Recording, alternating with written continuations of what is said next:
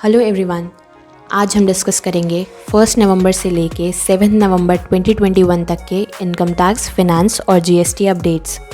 चलिए शुरू करते हैं इनकम टैक्स अपडेट से। अब टैक्स पेयर्स के लिए interest, dividend, securities transactions, mutual fund transactions, foreign remittance की जानकारी केवल एक क्लिक दूर है।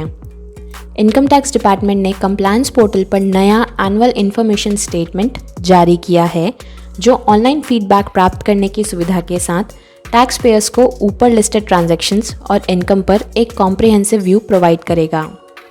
नए आईटी ई फाइलिंग पोर्टल पर सर्विस टैब के अंडर जाकर AIS लिंक पर क्लिक करके नए AIS को यूज़ किया जा सकता है। Central board of direct taxes CBDT ने एक ई सेटलमेंट स्कीम नोटिफाई किया है।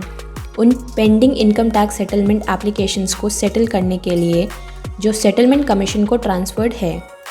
यह स्कीम एप्लीकेबल होगी उन पेंडिंग एप्लीकेशंस पे जिस पे एप्लीकेंट ने एक्ट के सेक्शन 245M के सबसेक्शन 1 ऑप्शन का यूज़ नहीं किया है और जिसे central board of direct taxes ने एक इंटरिम बोर्ड को ट्रांसफ़र या अलॉट कर दिया है।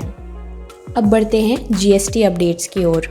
कुछ ग्रुप्स, बैंक्स और कंपनीज़ को टैक्स रेट्स में हाल ही में किए गए एडजस्टमेंट्स के बाद गुडविल, ब्रांड, लोगो फीस और यहाँ तक कि फ्रेंचाइजी फीस जैसी इंटेंजिबल असेट्स पर GST के अंडर एडिशनल टैक्सेस का सामना करना पड़ सकता है।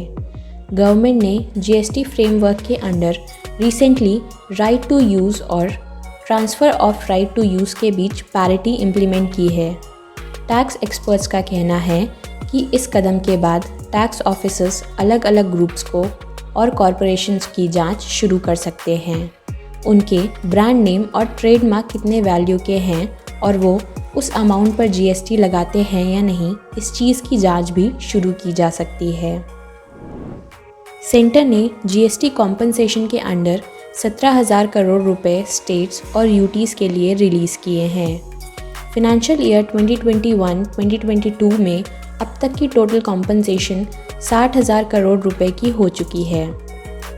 अब बढ़ते हैं फिनेंस अपडेट्स की ओर।